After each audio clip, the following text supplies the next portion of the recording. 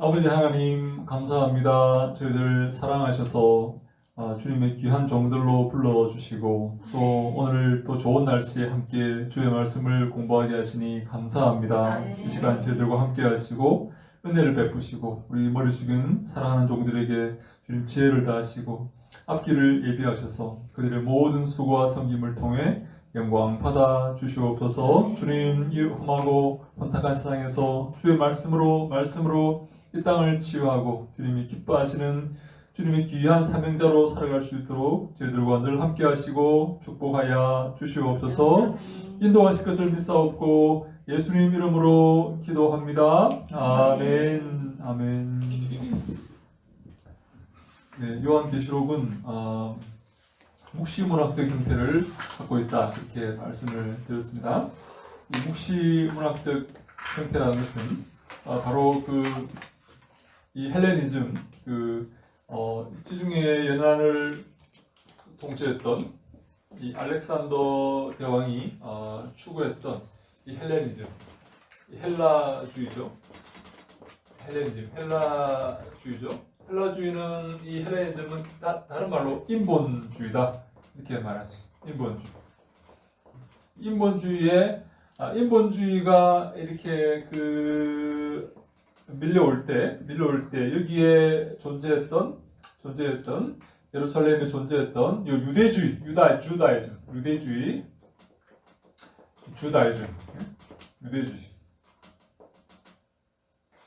유대주의는 인본주의에 격렬하게 한가할 수밖에 없었다. 이 인본주의와 유대주의가 격렬하게 부딪히는 이곳에서 뭐가 생기냐면 묵시문학이 생깁니다. 다시 말해 저항문학이죠. 저항이 소위 말하는 이 프로테스탄트, 이 저항의 정신이 여기서 생기게 됩니다. 그래서 우리 마음들 속에 이 저항의 정신이 필요합니다. 하나님의 말씀에는 순응해야 되지만 이 하나님께는 우리가 복종하고 순응해야 되지만 세상과는 저항해야 된다. 프로테스탄트, 저항하는 자들, 세상에는 이 프로테스트, 저항해야 된다. 과연 우리는 세상에 저항하며 살고 있는가? 세상에 순응하며 살고 있는가? 세상이 우리에게 요구하는 것에 내가 기꺼이 순종하며 마귀의 말을 듣고 살고 있는가? 마귀에게 순종하며 살고 있는가? 아니면 마귀를 대적하고 하나님께 순종하며 살고 있는가? 이런 문제가 우리에게 놓여져 있습니다. 사랑하는 여러분은 기꺼이 세상과 대립하고 세상을 대적하고 마귀를 대적하며 하나님 말씀에 순종하며 살고 있습니까? 아니면 하나님을 섬긴다 하면서 세상의 말도 동시에 듣고 마귀의 꼬임과 마귀의 계략에 순종하며 살고 있지는 않습니까? 여기서 이 헬라주의, 이 인본주의, 사람이 중심이 되는 인본주의에 대항해서 생겨난 것이 묵시문학입니다. 근데 이 헬레니즘의 이 헬라 제국이 무너지고 로마 제국이 들었습니다. 헬라 제국이 무너지고 로마 제국이 들었는데 로마 제국은 무엇으로 그 땅을 통치했는가? 로마 제국은 이 헬라 제국은 헬레니즘, 인본주의로 그 땅을 통치했지만 로마 제국은 무엇으로 그 땅들을 통치했냐면 이 가이사를 섬기는 거예요. 이 가이사를 시저를 신으로 섬기는 것으로 이 모든 로마 제국을 통일하고 로마 제국을 통치하려고 했습니다. 다시 말해 가이사를 신으로 섬기는 겁니다. 그래서 여러분 로마의 동전에 가이사가 새겨져 있습니다. 그래서 사람들이 예수를 시험하기 위해서 그 동전을 갖고 와서 이렇게 물어보지 않습니까? 하나님께 세금을 바치는 게 옳은가? 가이사에게 세금을 바치는 게 옳은가? 하나님이 신이냐? 가이사가 신이냐? 다시 말해 하나님이 이 모든 천지 만물의 주인이냐? 아니면 가이사가 이 모든 천지 만물의 주인이냐? 라고 물어본 겁니다. 이게 참 기가 막힌 꿰이죠. 덫이죠. 예. 지금 예수님은 옴삭달삭 못할 상황에 놓여 있습니다. 가이사가 주인이라고 말하면 유대인들이 이렇게 들고 일어날 것이고, 하나님이 주인이라고 말하면 로마인들이 들고 일어나서 예수를 죽이려고 할 것이고, 어떻게 할 수 없는 상황인데 예수님께서 동전 하나 갖고 와보라. 동전에 누가 새겨져 있나? 가이사가 새겨져 있다. 그래서 예수님께서 이렇게 말씀하십니다. 가이사의 것은 가이사에게 돌리고 하나님의 것은 하나님에게 돌리라. 이렇게 말. 자, 이 말이 무슨 말일까요? 가이사의 것은 가이사에게 주고 하나님의 것은 하나님에게 주라. 이야, 기가 막힌 명답이었습니다. 근데 이 말이 무슨 말이냐면 도대체 무슨 지금 말씀을 예수님께서 하시고자 하는 걸까요? 네, 저를 이렇게 쳐다보지 마시고 자, 이렇게 말씀을 하십시오. 네, 이게 무슨 말일까요? 지킬 건 지켜라. 네, 자, 네. 이렇게 해석하는 사람이 있어요. 한번 들어보세요. 맞는지 안 맞는지. 자, 이 모든 로마의 화폐에는 가이사의 상이 새겨져 있기 때문에 이 로마의 모든 것은 다 사실 가이사의 것입니다. 로마 제국의 모든 기물과 땅과 재산은 다 가이사의 것입니다. 왜? 가이사의 형상이 새겨져 있기 때문에 그렇습니다. 근데 영적인 눈으로 보면 이 천지 만물의 모든 피조물에는 하나님의 형상이 새겨져 있습니다. 그래서 이 모든 만물이 다 가이사의 것이라고 생각한다면, 육신의 눈을 갖고 있는 사람들이죠. 가이사의 것이라고 생각한다면 가이사에게 바치고, 동시에 이 모든 천지 만물의 이 형상들이 하나님의 그 형상들에 하나님의 형상이 박혀 있다고 생각한다면, 다시 말해 영적인 눈을 뜨고 있다면 그는 하나님께 예배를 드리고 하나님께 세금을 바쳐라 라고 말했다고 해석을 하는 사람들이 있어요. 여러분 동의하십니까? 동의합니까? 네. 나머지는 뭐 이렇게, 원래 잘 모른다, 나는. 자꾸 뭐 이상한 질문 하지 말라. 뭐 그런, 이렇게. 동의하십니까? 맞는 것 같기도 하네. 맞는 것 같기도 하고. 세상적인 거는 가이사 다시 아니야. 어떻게? 그러니까 뭐 세금이라든지 이런 그런 세상적인 거는 네. 가이사한테 주고, 영적인 어떤 그런 신앙 믿음 이런 거는 하나님께 약간 이런 게 아닌가요? 세상적인 것은 가이사에게 주고. 아니 뭐 세금을 낼 때 이런 거는 어쨌든 영적인 건 아니잖아요. 자, 그래서 그럼 결론은 세금을 가이사에게 내야 됩니까? 하나님에게 내야 됩니까? 누구에게 내야 됩니까? 하나님에게 성전에다가 하나님께 11조를 드려야 됩니까? 아니면 그거 하지 말고 가이사에게만 세금을 내야 됩니까? 아니 그렇게 하신 것도 그건 아니고.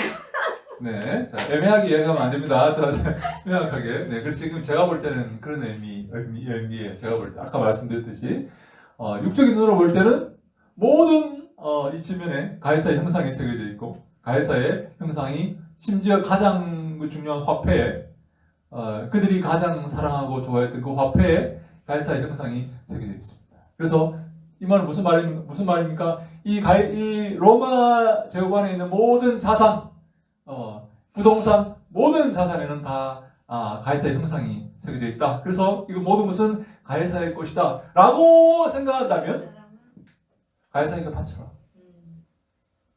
그러나 이 모든 전 세계의 가장 중요한 사람에게 하나님의 형상이 새겨져 있다고 생각한다면 그것을 하나님께 바쳐라 라고 말했던 것입니다.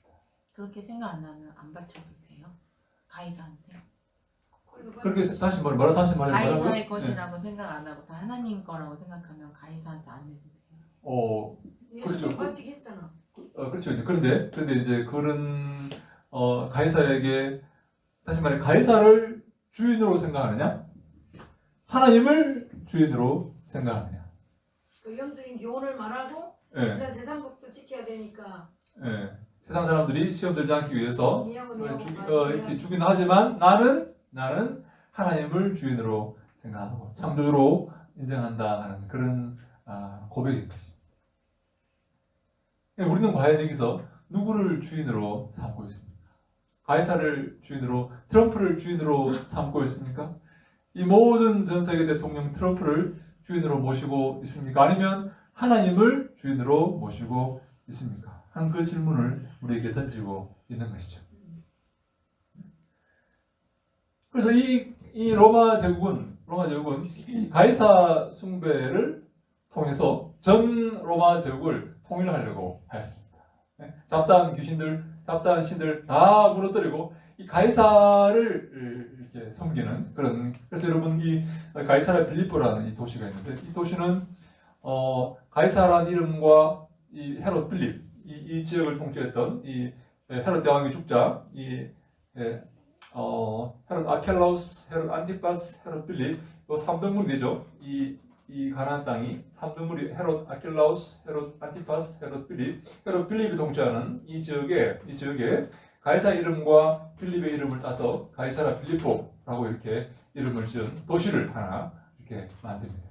그래서 그 도시는 어떤 도시입니까? 가이사를 섬기는 그리고 빌립을 섬기는 그런 도시다 이렇게 해서 만드는 거죠. 다시 말해 가이사를 섬기는 그런 이 로마의 제국의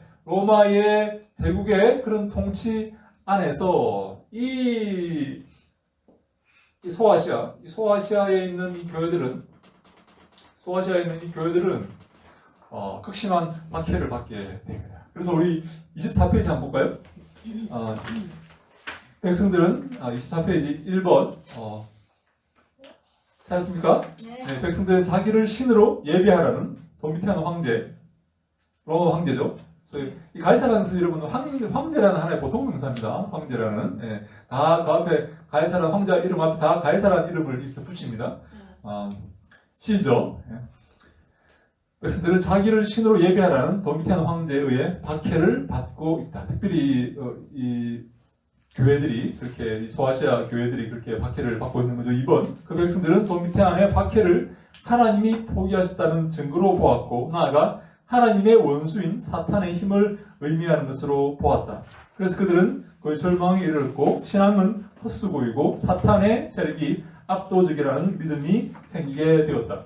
이 로마를 통치하는 이 가이사의 신앙을 강요하는 이 로마 제국 앞에서 이 소아시아 7교회 여러 교회들은 결국 어떤 결론을 내리게 되었는가 하면 이 가이사의 힘이 하나님의 힘보다 더 세구나 하는 것을 느끼게 된 것입니다.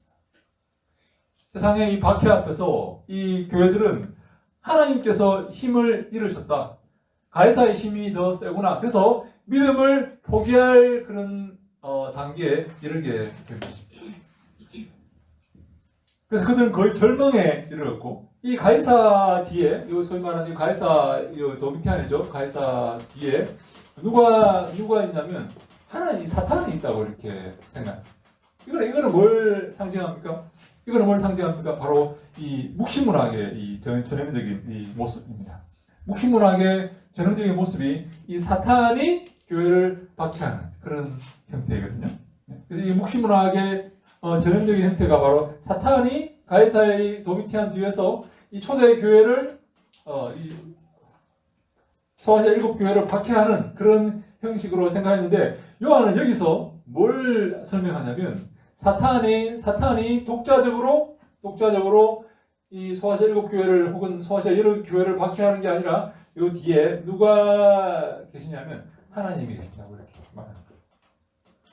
다시 말해 하나님께서 사탄을 도구로 사용하셔서 이 7교회들을 연단하고 계신다 그렇게 보고 있는 것입니다. 그래서 이런 사탄이 압도적인 그런 힘으로 그들을 이 가이사를 통해서 도미티안을 통해서 그들을 박해한다라고 생각하는 그런 이 소아시아 7교회, 소아시아 교회들에게 지금 요한은 어떤 교정함을 주고 있어요. 교정을 주고 있어요. 그게 틀렸다는 거예요. 그 뒤에 하나님이 계신다는 것을 이야기하고 있습니다. 이 소아시아 7교회 사람들은 하나님은 힘을 잃었고 하나님은 더 이상 역할을 하지 못하고 가이사가 득세하고 그 뒤에 사탄이 득세하여서 우리를 박해한다고 생각하고 있는데 요한은 어떻게 말하는가 하면 하나님이 힘을 잃은 게 아니다. 하나님은 사탄을 통해서 너희들을 연단하고 교정하고 계신다. 이렇게 말하고 있는 것입니다. 여러분 사탄이 우리의 대적자입니까? 아니면 그 사탄 뒤에 하나님이 계시는 것입니까? 사탄이 하나님의 종에 불과한 것입니다. 이 논의가 여러분 지금 신약 성경에 굉장히 많습니다. 사탄이 우는 사자처럼 우리 삼킬자를 찾아다니고 있습니까? 그래서 우리가 사탄을 대적해야 됩니까? 아니면 사탄은 하나님의 종에 불과하고 하나님의 연단의 도구에 불과한 것입니다.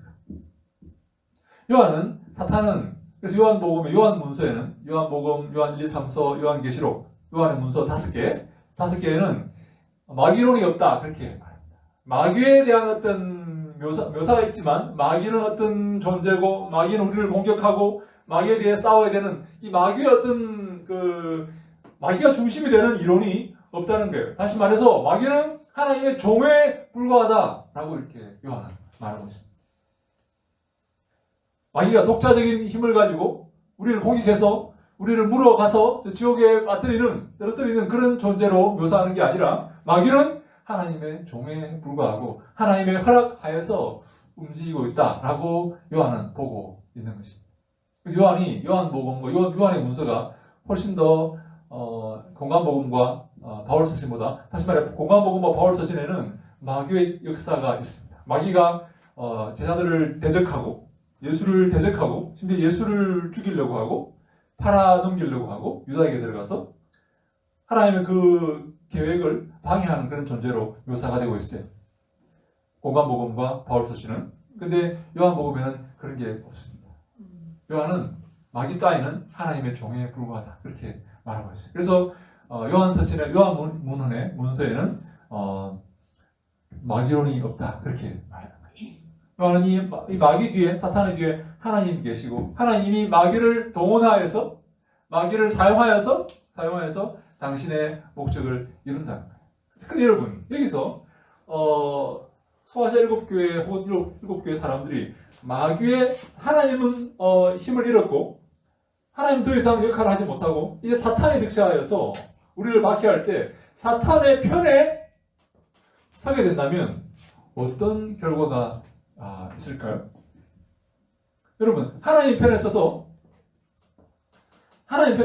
마귀를 대적하지 않고 하나님이 지셨구나 하나님은 힘을 잃었구나 라고 생각하고 마귀 편에 선다면 어떤 결과가 초래될까요? 뭐라고요? 네, 마귀에게 속게 됩니다. 속게 됩니다. 그리고 마치 이거는 아담과 하와 때와 똑같은 현상이 벌어집니다. 마귀에게 속을 때, 마귀에게 속게 되면, 마귀에게 순종할 때, 마귀에게 속았다는 것을 깨닫게 됩니다. 아담과 하와가 마귀에게 순종하죠. 그래서 마귀에게 이런 말을 듣습니다. 하나님께서 동산을 거니시다가 아담과 하와에게 이렇게 말합니다. 네가 어디 있느냐? 너 어디 있어? 이렇게 말하니까 뭐라고 말합니까? 내가 벗었으므로 숨었나이다. 이렇게 말해요. 나무 뒤에 숨었겠죠. 그때 하나님께서 뭐라고 말씀하십니까? 너가 벗었다는 사실을 누가 내게 알려주었느냐. 이렇게 말해요. 여러분, 아담과 하와가 벗고 있다는 사실을 그들은 원래부터 벗고 있었어요. 근데 그 사실을 누가 알려주었습니까? 그들에게 누가 알려주었습니까? 너 벗었어. 너 창피해. 너 수치를 알아. 라고 누가 말해주었을까요? 그래서 그들은 나무 뒤에 숨어 있단 말이에요. 사탄이 이렇게 알려줘요. 여러분, 묘하지 않습니까? 사탄이요? 그들을 빼어서 죄를 짓게 만들어서 수치감을 안겨주어 놓고 사탄이 찾아와서 이렇게 말하는 거예요. 너 벗었어. 너 어떻게 하나님 앞에 나아가려고 그래? 이렇게 말하는 거예요. 마귀에게 복종하는 그 순간 그들은 마귀에게 속았다는 사실을 알게 됩니다. 그들은 그걸 따먹으면 선악과를 따먹으면 하나님과 방불한 존재, 하나님과 같은 존재가 될 것이라고 착각했겠지만 마귀에게 순종하여서 선악과를 따먹는 그 순간 그들은 죽음의 존재가 되고 수치의 존재가 된다는 사실을 깨닫게 되어서 마귀가 와서 조롱합니다. 너 벗었어. 너 절대 다시 하나님 앞에 나아갈 수가 없어 라고 조롱하게 돼요. 여러분 기억하십시오. 마귀에게 순종하는 그 순간 마귀에게 속았다는 사실을 깨닫게 된다. 마귀에게 순종하는 그 순간 그들은 마귀 사탄에게 속았다는 사실을 알게 됩니다. 3번, 그들은 스스로를 어렵게 생각하고, 이게 한 가지 중요한 내용이만, 이 사탄이 하나님이 힘을 잃고, 사탄이 그들을 공개한다고 생각하는 이 사람들의 중요한 그 가치관 중에 하나가 뭔가 하면, 사고 중에 하나가 뭔가 하면 그들은 무죄하다. 그들이 무죄하고 그들이 아주 신앙생활을 잘 하고 있기 때문에 사탄이 그들을 공개한다고 생각하는 것입니다. 근데 그들은 이게 바로 전형적인 무시문학적인 생각입니다. 사탄이 그들을 공개하는데 그 이유는 그들이 무죄하고 그들이 주님이 기뻐하시는 삶을 살고 있기 때문이다 라고 보는 것입니다. 근데 3번 보니까 그들은 스스로를 의롭게 생각하고 큰 축복을 받을 만하며 그들의 행위를 기록한 책은 세상에 공포할 만하다고 생각하며 자만에 차 있었다. 그래서 그들은 사탄이 자기를 공격하고 있다고 생각한 것이다. 여러분, 그래서 요한 계시록 5장에 보면 인을 두루마리를 열 때 요한이 우는 것을 보게 됩니다. 요한이 울어요. 왜? 그 두루마리를 뗄 사람이 없다고 요한이 웁니다. 그 두루마리를 뗄 사람이 없기 때문에 웁니다. 여러분, 그 두루마리를 그들이 떼면 안 됩니다. 그 두루마리를 그들이 열면 안 돼요. 누가 엽니까? 어린 양이 열게 됩니다. 어린 양이 열 때 비로소 그 두루마리는 재구실을 하게 되는데 그 두루마리 속에 뭐가 기록되어 있습니까? 생명책이라고, 우리 행위록이라고 이렇게 말해요. 우리 모든 행위가 다 기록되어 있어요. 그리고 그 행위의 그 책들을 예수님 없이 우리가 열 수 있냐는 거예요. 우리의 그 정말 추악하고 비겁하고 악랄한 그 행위가 기록되어 있는 그 행위록. 여러분, 이렇게 저를 볼 때, 저를 보세요. 이렇게 정말 인자하고 아무런 죄도 어린 양처럼 저를 쳐다보는데 사실 우리 마음속에는 더러운 죄들이 있잖아요. 그죠? 참 정말 추악한 그런 모습들이 있잖아요. 그 행위록을 예수님 없이, 어린 양의 보혈 없이 우리가 열 수가 있냐는 것입니다. 없다는 거예요. 근데 요한은 그것을 열 사람이 없어서 울어요. 잘못된 행위라는 거예요. 그래서 왜냐하면 그들은 스스로를 의롭게 생각하고 축복을 받을 만하다고 생각하기 때문에 그렇습니다. 그들의 행위를 기록한 책은 그리고 세상에 공포할 만하다고 생각하면 자만에 차 있었기 때문에 그렇습니다. 그래서 그들은 거룩한 그들의 삶을 사탄이 공개하고 있다고 생각하는 것입니다. 4번, 그래서 그들은 현재는 사탄에게 넘어가 고난당하고 있다고 봤고 하나님의 미래적인 개입을 찾게 되었습니다. 5번, 그러나 요한은 그들이 당하는 환난은 하나님께로부터 온 것이고 하나님은 그들의 교만을 제거하시고 정결하게 한다고 그렇게 선포합니다. 교회는 미지근하고 타협적이며 하나님의 기준에 맞지 않았습니다. 그래서 하나님은 사탄을 동원해서 물론 여기에 이제 나옵니다. 물론 여기에 그 사탄을 동원하지만 하나님은 사탄을 동원할 때 이 천사들의 일곱 인과 나팔과 대접의 재앙을 이렇게 동원해서 이러한 일들이 벌어질 때 사탄이 동원되어서 그들을 박해하는 그러한 모습을 보여주고 있습니다. 다시 말해 사탄은 하나님의 도구에 불과하다. 요한에게 사탄은 하나님의 도구에 불과하고 그래서 5번 그들이 당하는 환난은 하나님께로부터 온 것이다. 하나님의 도구에 불과하기 때문에 사탄이 하나님은 그들의 교만을 제거하시고 정결하게 한다고 한다. 6번 요한은 교회가 당하는 고난은 하나님 포기의 증거가 아니라 하나님의 심판과 정화의 표라고 본다. 여기서 우리의 환난에게도 적용이 됩니다. 우리의 고난은 하나님의 정화의 표이다. 하나님의 훈련의 과정이다. 그렇게 보는 것입니다. 사탄이 나를 괴롭게 하는 게 아니라 하나님의 정화의 과정이다. 그렇게 보는 것입니다. 하나님께서 당신이 사랑하시는 자들을 위해 하나님은 정화의 작업을 하시는 것이다. 그래서 우리가 고난당할 때 여러분 슬퍼하면 안 됩니다. 고난당할 때 늘 기뻐하고 감사해야 될 줄로 믿습니다. 아멘. 왜? 하나님께서 함께 하시고 우리를 정화하시는 과정이기 때문에 그렇습니다. 7번 그러므로 하나님을 미래에 두는 것은 잘못이다. 하나님은 알파와 오메가이며 처음과 나중이시다. 천년간 즉 영원토록 통치하실 것이다. 지금도 하나님 우리를 통치하고 계신다. 마귀를 통해서 우리를 연단시키시고 훈련시키시는 것이지 하나님이 안 계시는 게 아니다. 하나님 어디 계십니까? 하나님 왜 나를 고난 중에 두십니까? 라고 생각하면 잘못된 것이다. 하나님은 미래에 임재하실 것이지만 현재에도 함께 하신다. 그리고 그들이 당하는 고난은 하나님의 뜻일 뿐이다. 라고 이렇게 요한이 말하고 있어요. 이렇게 요한의 관점에서 바라본다면 우리가 이 땅에서 기뻐하며 감사할 수 있는 것입니다. 어떠한 일에도 좌절하지 않고 어떠한 일에도 하나님을 의지하며 하나님과 함께 할 수가 있는 것입니다. 8번 그리고 그들을 박해하고 괴롭히는 로마는 하나님의 도구일 뿐이다. 사탄은 독립적인 존재가 아니라 하나님의 종에 불과하다. 위로부터 받은 힘에 불과하다. 하나님의 목적에 사용되고 있을 뿐이다. 9번 그러나 저자는 이 메시지를 정확한 수로로 묘사할 수 없다. 은밀한 언어로 할 수밖에 없었다. 왜? 검열에 걸리기 때문에 그렇습니다. 이 묵시문학의 전형적인 특징이 바로 여러 가지 은유와 숫자와 비밀과 이런 것들로 가득 차 있습니다.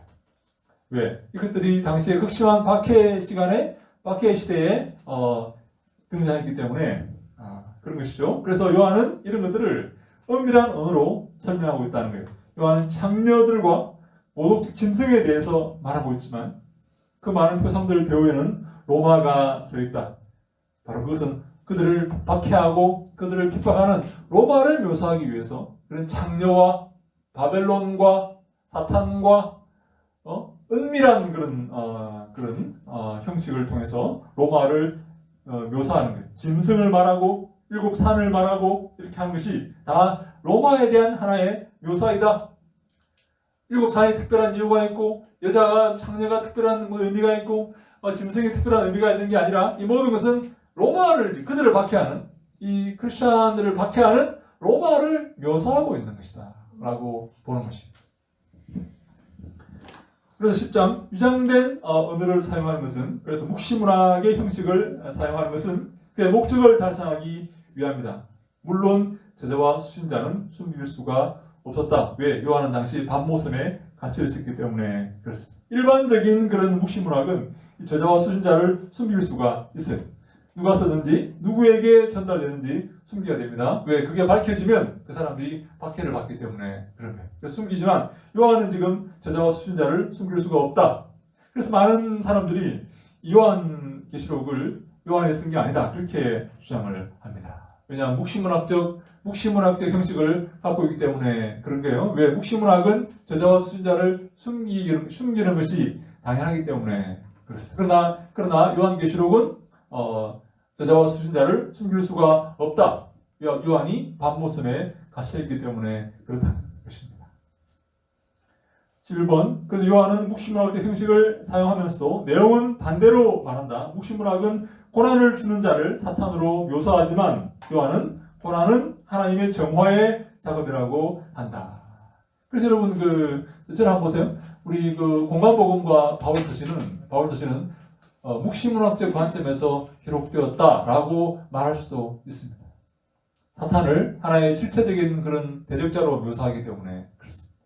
묵시문학이 바로 사탄을 실체적인 대적자로 묘사를 합니다. 하나님은 힘을 잃었고 사탄이 등장하여서 이렇게 지금 현재를 다스리고 있고 하나님은 미래에 심판하러 오실 것이다. 미래에 우리가 견디면 미래에 우리를 구원하실 것이다. 라는 이러한 관점.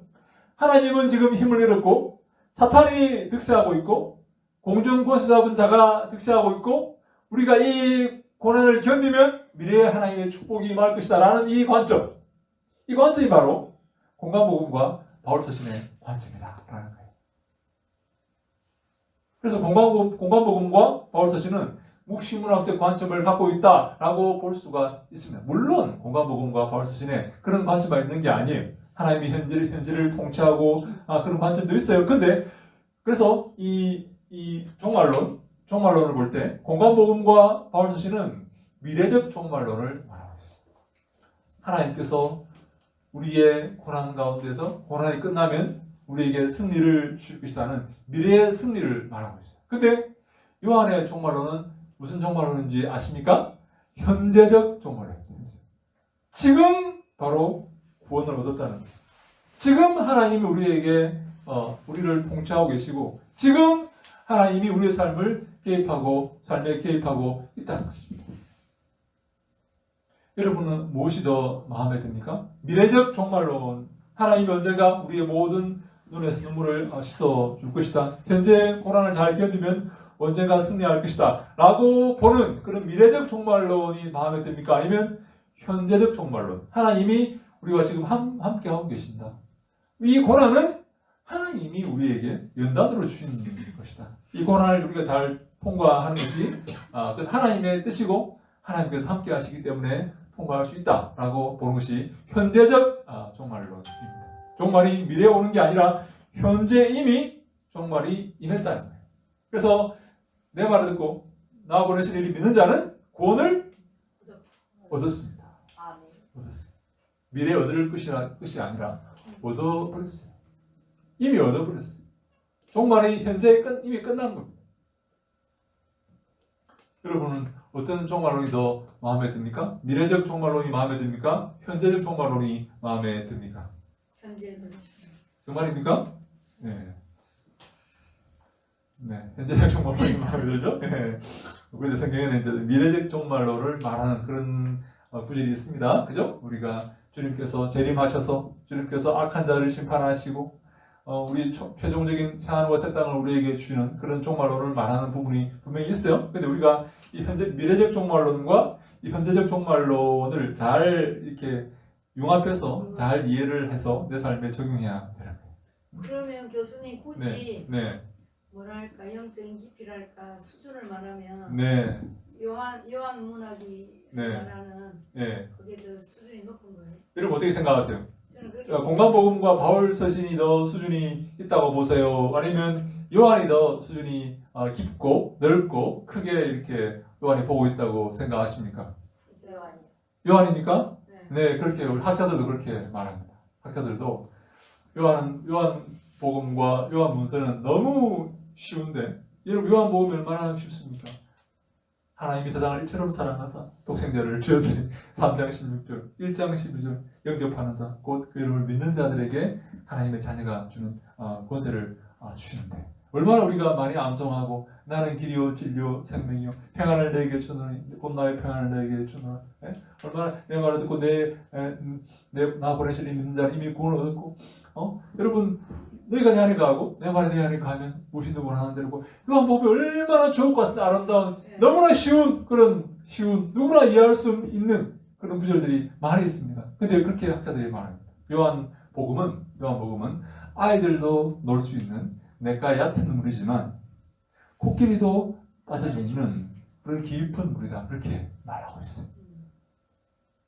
이렇게 언뜻 볼 때 너무나 쉬워 보이지만 그 깊이는 어마어마한 헤아릴 수 없는 깊이가 있다는 거예요. 요한은 태초에 하나님이 존재했던 그 태초를 이야기하고 하늘과 새 땅을 이야기하고 있어요.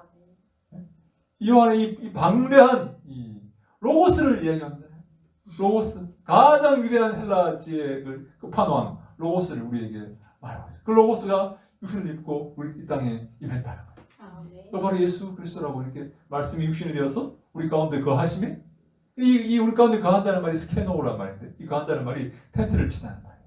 무슨 말입니까? 구약의 이스라엘 백성 가운데 텐트를 친 그 하나님을 바로 의미하는 그런 말이에요. 바로 그 로고스가 육신을 입고 우리 가운데 거하셨는데 그가 바로 하나님이라는 거예요. 영광과 그 영광을 보니까 은혜와 진리가 충만하더라. 은혜 위에 은혜라. 여러분 은혜 위에 은혜라는 말이 무슨 제가 얼핏 볼 때 참 은혜 위에 은혜라는 말을 사람들이 이거 어떻게 잘못 이해하는 사람들이 너무 많이 있어요. 은혜 위에 은혜라. 여러분 그게 무슨 의미죠? 은혜요. 첫 번째 은혜는 뭐고 두 번째 은혜는 뭡니까? 은혜 위에 은혜라. 무슨 말이에요? 그런 말 들어보셨습니까? 그런 말이 있나? 뭐 이렇게 뭐 성경에 그런 말이 있나? 네, 우리 제가 들은 네네. 결론은 네. 은혜 위의 은혜는 네. 은혜는 십자가의 은혜. 첫 번째 은혜는 네. 십자가의 은혜. 네. 네. 그 십자가의 은혜 위에 우리가 살아가면서 예수 그리스도의 복음으로 말미암아 받는 복들. 네네. 네. 네. 아주 그 비근한 비슷하게 왔는데 자 정답하고 약간 정답에서는 약간 못 미쳤습니다. 우리 한번 찾아봅시다. 요한복음 한번 찾아봅시다. 요한복음 은혜 위에 은혜라. 네. 은혜 위에 은혜라. 우리 요한복음 요한복음 1장입니다. 1장. 네. 16절. 네, 맞습니다. 감사합니다. 우리 잠깐만요.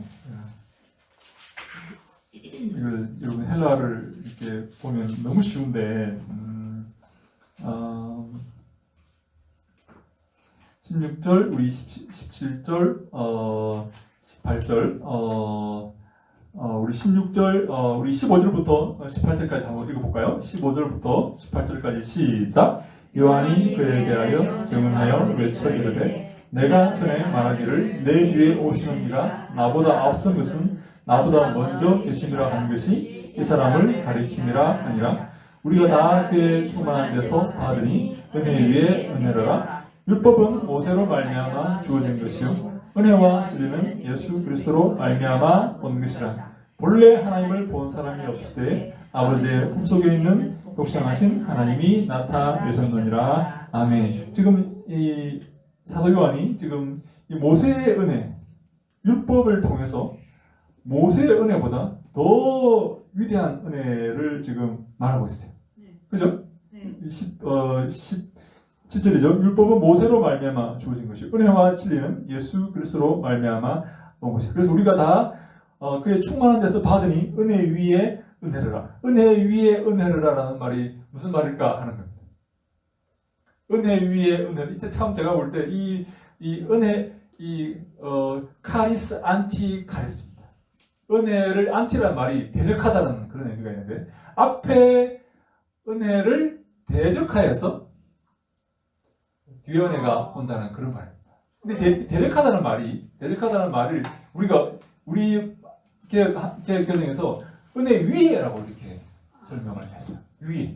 그 은혜보다 더 뛰어난 은혜라는 말이죠. 제가 볼 때 번역을 아주 잘했어요.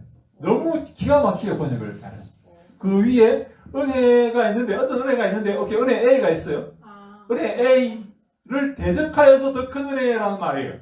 이것을 우리말로 은혜 위에 은혜라 이렇게 표현한 겁니다. 그럼 그 밑에 은혜는 율법이네요. 그렇죠. 바로 율법. 아멘. 모세가 주는 은혜. 모세가 베푼 그 말씀을 통한 은혜. 아멘. 구약의 은혜를 말하고 있는 거예요. 여러분 구약의 은혜가 얼마나 많습니까? 하나님은 선하시고 인자하심이 영원하고 우리에게 은혜를 베푸시고 천대까지 은혜를 베푸시는 하나님 아닙니까? 그 구약의 하나님께서 은혜를 보여주셨어요. 근데 예수님께서 오시니까 뭐라고 말씀합니까? 17절에 율법은 모세로 말미암아 주어진 것이요 은혜와 진리는 예수 그리스도로 말미암아 온 것이다. 은혜가 또 나와요. 어떤 은혜? 예수 그리스도를 통해서 주신 은혜가 또 나오는데 그 은혜와 진리는 예수 그리스도를 통해서 오는 건데 그 은혜는 앞에 있는 은혜, 모세가 준 은혜, 구약의 은혜, 율법의 은혜보다 더 뛰어난 은혜가. 그래서 은혜 위에 은혜가 임한다. 그런 말입니다. 아까 제가 이 목사님 한 얘기는 무슨 말인지 하나도 못 알아듣어서 하여간 뭐 이거 중요한 게 아니고 한데 자 앞으로 이렇게 생각하시기 바랍니다. 구약의 은혜. 어떤 분이 그렇게 풀어주셨어요. 몇 년 전에. 뭐라고요? 어떤 목사님이 어떤 그렇게 풀어주셔서 내가 네 맞아요. 그렇게 옛날에 우리 헬라어를 잘 모르면 그렇게 이제 은혜 위에 은혜 앞에 은혜는 뭘까? 그 위에 뒤에 나오는 은혜는 뭘까? 하는 그렇게 생각을 하게 되겠죠. 네. 17절에 바로 답이 나오고. 그런 것이 바로 나와요. 그 앞뒤에 문맥을 읽어보면 이게 지금 요한이 무슨 얘기를 하는지 우리가 알 수가 있습니다. 다시 한번 말씀드리면 구약에 그들이 고대했던 요 하나님께 받은 그 은혜, 모세를 통한 율법을 통해서 받은 그 은혜, 그것도 은혜죠. 의가 있고 보호하심이 있고 축복이 있죠. 근데 예수 그리스도께서 오셔서 우리에게 보이신 그 은혜는 그래서 은혜와 진리가 충만하다. 참된 은혜고 앞에 있는 그 은혜를 어떻게 보면 대적하는 은혜일 수도 있고 더 뛰어난 은혜일 수가 있는 거예요. 뛰어난. 그래서 우리말 성경에서 은혜 위에 은혜라. 이 은혜 위에 더 큰 은혜, 더 확실한 은혜, 더 올바른 은혜, 진리의 은혜가 바로 예수님께서 보이신 은혜이다라고 이렇게 요한이 우리에게 설명하고 있는 것입니다. 그러면 네. 그 성경에 말씀을 해석해 주는 것들이 밑이나 위에나 이렇게 있는 건가요? 그럼요. 야, 여러분 질문 잘하셨는데 우리 성경은 특별히 여러분 성경은요. 여러분 그 헬라적 관점으로 기록한 게 아니라 유대적 관점으로, 히브리적 관점으로 기록되어 있습니다. 구약이 그렇고, 여러분 그 신약의 저자들의 대다수가 여러분 유대인들입니다. 유대인들. 심지어 누가도 유대인이라고 말하는 사람이 있어요. 누가가 말하는 사람은 헬라인이라고 이렇게 말하는데, 우리 일반적으로 그렇게 우리가 알고 있는데, 누가를 이방인이라고 말하는데, 헬라인이라고 말하는데, 누가도 유대인이었다라고 말하는 사람들이 있을 만큼, 거의 다, 오늘 바울도 그렇고, 뭐 거의 뭐 요한도 그렇고, 신약의 많은 책들을 기록하는 사람들이 다 유대인이죠. 그래서 여러분, 신약은, 신구약은, 성경은 히브리적 관점으로 기록돼요. 히브리적 관점의 특징이 뭔가 하면, 히브리적 관점의 특징이 같은 말을 두 번 반복하는 거예요. 우리도 그렇죠. 우리나라 어법도 같은 말을 반복하는 그런 성향이 있어요. 같은 말을 이렇게 말하고 또 저렇게 말하는 거예요. 잘 이해 못하는. 그래서 저는 예, 은혜 위에 은혜를 이제 예수 그리스도로 통하여 받은 그 구속의 은혜 위에 우리가 받는 은혜다 그렇게 들었을 때 네, 저는 이제 요한복음 10장 10절에 응, 그 생명을 얻게 하고 더 풍성히 얻게 하려 함이라 내가 온 것은 양으로 생명을 얻고 더 풍성. 그래서 저는 그거하고 또 두 개를 연결해가지고 네, 영생을 얻고 생명을 얻는 그 예수 그리스도를 통한 은혜 그 위에 더 풍성한 우리가 살아가면서 성령 충만 받고 주전이가 동행하고 또 만사 형통 받고 막 이렇게 네. 그렇게 또 연결해가 설교를 한 적이 있네요. 아, 그렇군요. 네, 네, 아유 좋습니다. 우리 모세가 주는 그 모세가 이렇게 베푼 그 은혜가 있죠. 예, 율법을 통해서 율법의 그 은혜가 있죠. 율법의 은혜. 근데 예수님께서 주시는 그 은혜가 있어요. 은혜, 그 참된 은혜죠. 참된 은혜와 진리죠. 그 은혜와 진리는 예수님만이 주실 수가 있는 것입니다. 근데 이것을 통해서만 이렇게 받을 수가 있어요. 율법이 임했기 때문에 죄를 깨닫게 되는 거예요. 율법이 없으면 죄가 뭔지 모르죠. 율법이 임해서 죄를 알게 되기 때문에 이 은혜는 더 큰 은혜이고 본질적인 은혜이고 참된 은혜이다 이렇게 볼 수 있는데, 이게 한 가지 우리 기억할 게 이 히브리인들의 어법은 이 같은 문장을 두 번 반복하는 경향이 아주, 이걸 이제 히브리 시에, 이걸 좀 오랜만에 히브리 시의 평행법이라고 이렇게 말해요. 평행법, 히브리 시의 평행법. 같은 내용을 두 번 반복하는 거예요. 두 번. 그래서 여러분 첫 번째 행의 내용이 잘 이해가 안 됩니까? 무슨 말일까? 이게 무슨 말이죠? 잘 이해가 안 됩니까? 두 번째 행에 그것을 설명하고 있는 경우가 아주 많이 있어요. 두 번째 구절에 그것을 설명하는 경우가 아주 많이 있습니다. 이 평행법. 심지어 여러분 이런 것도 있습니다. 첫 번째 행의 이해가 잘 안 될 것을 대비해서 두 번째 행에 반대로 이야기하는 경우가 있습니다. 거꾸로. 이런 거죠. 의인의 길은 형통하지만 악인의 길은 망하리로다. 의인의 길은 형통하지만 악인의 길은 망한다는 거예요. 의인의 길이 형통하다는 것을 설명하고 있는 거예요. 반대로 한번 설명해 주는 거예요. 이해가 되십니까? 쟤는 복을 받을 것이다. 오케이, 이것도 충분히 하나의 문장이 될 수 있지만 쟤는 저주를 받을 것이다. 그러나 쟤는 저주를 받을 것이다. 라고 하면 얘가 복을 받는 게 훨씬 더 명확하게 드러나죠. 근데 미안하지만 하나님은 제가 저주를 받는지 별로 관심이 없어요. 제가 우리 하나님 아들이 복을 받는 데 더 관심이 있는데 이걸 더 명확하게 하기 위해서 마귀는 무저갱에 들어갈 것이다. 라고 설명을 하는 거예요. 평행법.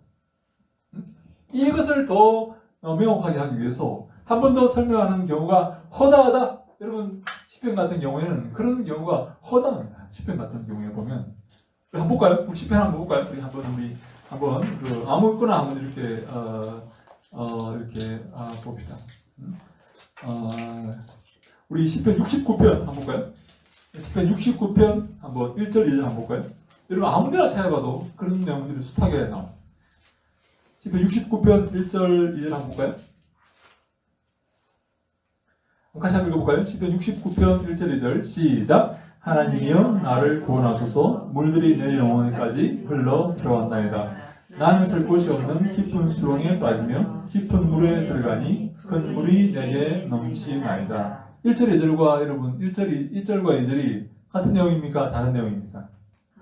같은 내용 같습니까? 네. 예, 내가 곤고한 처지에 처해 있다. 물은 뭘 상징한다고 말씀드렸죠? 죽음을 상징한다고 말씀드렸죠? 물들이 내게 넘치고 어려운 상황에 처해 있는 것을 한 번 더 말함으로써 그것을 강조하는 것. 마치 우리나라의 많은 사람들이 같은 말을 두 번 하는 그런 경우가 있듯이 히브리시의 평행법이다. 같은 말을 두 번 하는 경우가 굉장히 많이 있다. 여러분 그래서 우리가 성경을 읽을 때 첫 번째 내용이 무슨 말인지 잘 이해가 안 되면 두 번째 행을 한번 보라는 거예요. 부연 설명하는 경우가 많이 있다 하는 것입니다. 그래서 여러분 성경을 볼 때 그 구절이 이해가 안 되면 앞뒤에 있는 그 구절들을 읽어보면 설명해놓고 있는 경우가 많이 있다 하는 것입니다. 예. 그래서 우리 10번 우리 24페이지 10번 위장된 언어를 사용하는 것은 그래서 묵시문학적 형식을 사용하는 것은 그의 목적을 달성하기 위함이다. 물론 저자와 순자는 숨길 수 없었다. 1번 그런데 요한은 묵시문학적 형식을 사용하면서도 내용은 반대로 말한다. 묵시문학은 고난을 주는 자를 사탄으로 묘사하지만 요한은 고난은 하나님의 정화의 작업이라 한다. 박해는 교회를 정화시키는 하나님의 뜻이다. 하나님이 주권자이시다. 그 원수들은 마귀는 종에 불과하다. 12번 현재 박해의 목적은 교회를 회개하게 하시기 위함이다. 그래서 교만을 씻어버리고 자만을 없이 하며 하나님만 의지하게 하려 합니다. 박해의 목적은 하나님의 뜻이 하늘에서처럼 땅에서도 이루어지기를 바라는 마음에서이다. 하늘에서는 하나님의 종들이 진심으로 하나님을 섬기지만 땅에서는 그렇지 못하다. 따라서 지상교회는 징계를 받고 개혁되고 정화되어야 한다. 우리는 바로 지상교회는 징계를 받고 정화되고 개혁되어야 한다. 그래서 개혁교회는 항상 개혁되어야 된다. 그런 말이 있어요.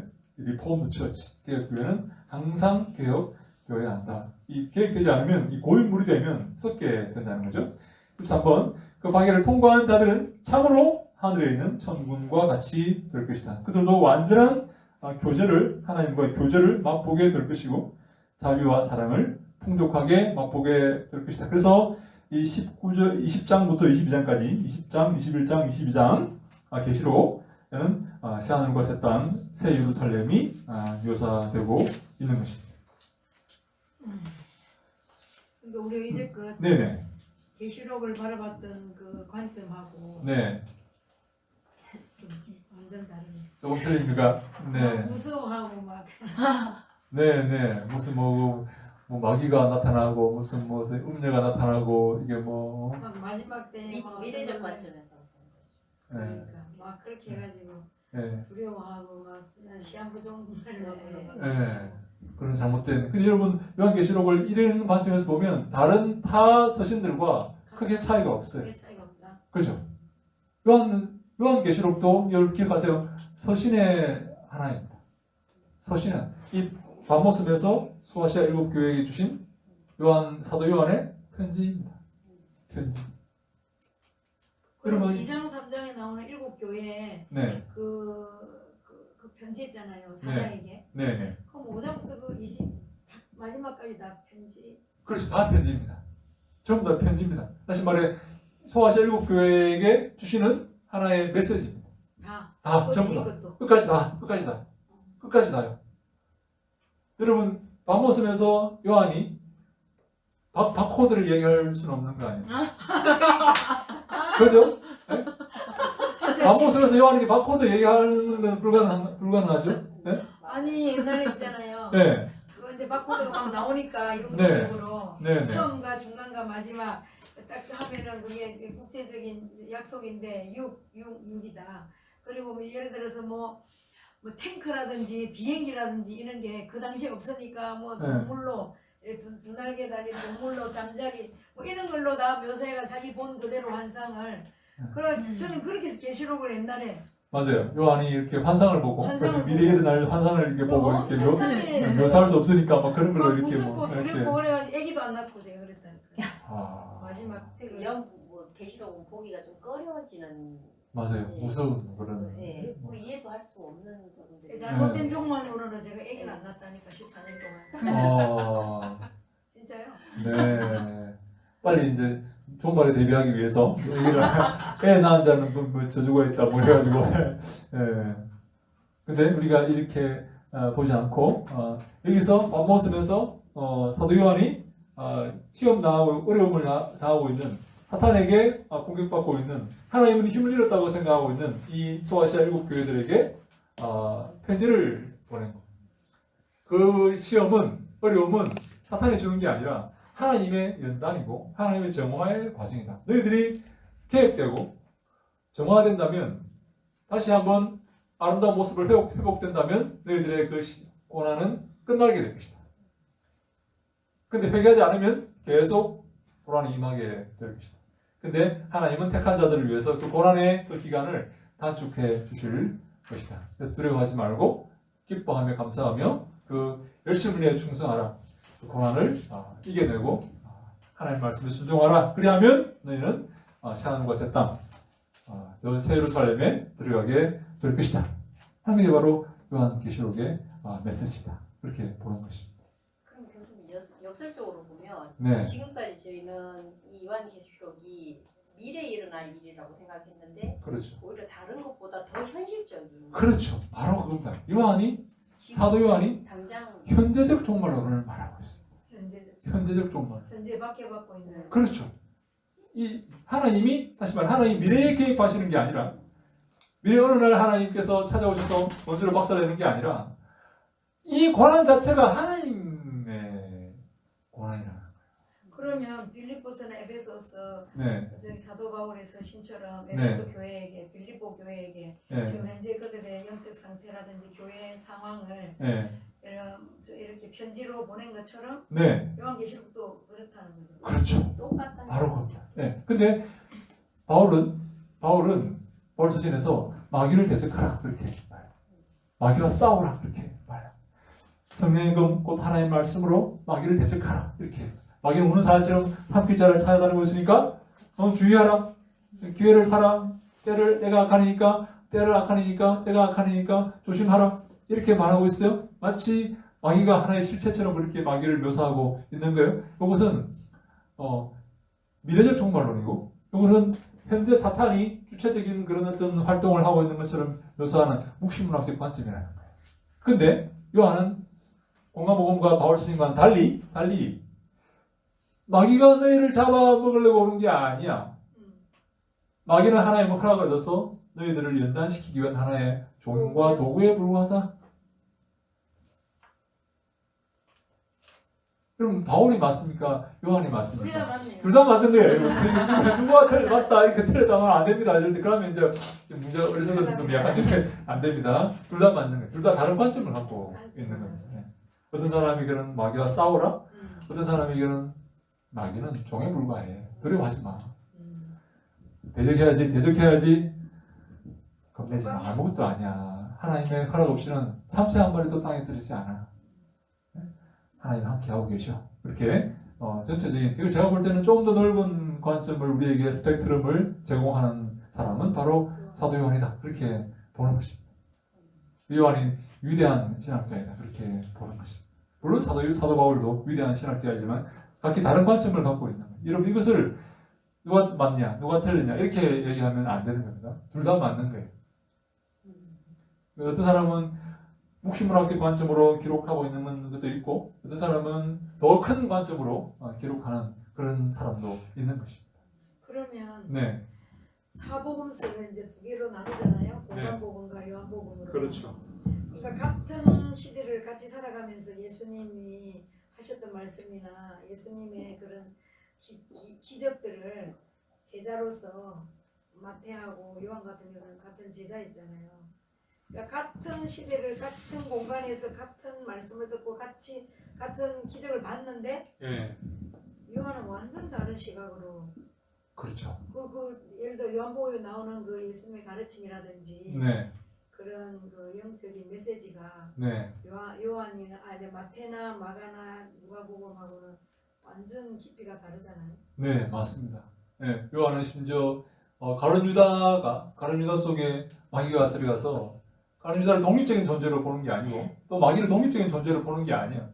하나님께서 허락하셔서 역사하는 그런 존재로 보고 가야바가 이제 재판장에서 하는 말도 가야바가 자기 마음대로 하는 말이 아니라 이것은 하나님께서 주셔서 하는 말로 이렇게 묘사하는 거예요. 제가 전에 말씀드렸죠. 가야바가 한 사람이 죽어서 많은 사람이 구원받는 게 옳은 게 아니냐 이렇게 말하는데 가야바는 어떤 의미로 말했냐면 예수를 죽여야만 로마 군대가 안 쳐들어오니까 우리가 유대인들을 구원할 게 아니냐 그런 의미로 말한 거예요. 예수를 죽여서 우리를 구원하자고 이렇게 왜 예수로 살아놓으면 예수가 완전히 이 나라를 뒤집어가지고 로마 군대가 쳐들어오니까 우리가 다 죽을 거다 이런 의미로 말했는데 이게 결국 예수님의 그 신학적인 그런 구원 사역을 설명하는 그런 말이 되었다는 거예요.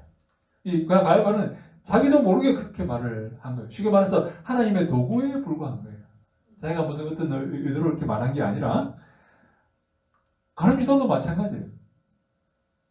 하나님의 도구에 불과하다는 거예요. 심지어 마귀는요, 하나님의 도구에 불과하다는 거예요. 마귀는 자기가 예수를 죽이면 그 길을 가로막으면 그 구원사역을 이렇게 무효화시키고 이렇게 못되게 구원사역이 이루어지지 못하게 만들 수 있다고 마귀는 생각을 했겠지만 그것 때문에 구원사역이 이루어지는 거예요. 그 죽음 때문에. 예수의 죽음 때문에 참된 구원사역이 이루어지는데 마귀는 그것을 모르고 있는 거예요. 왜? 하나님의 도구에 불과하기 때문에 그런 것이죠. 그러니까 딱 로마서 8장 28절 네.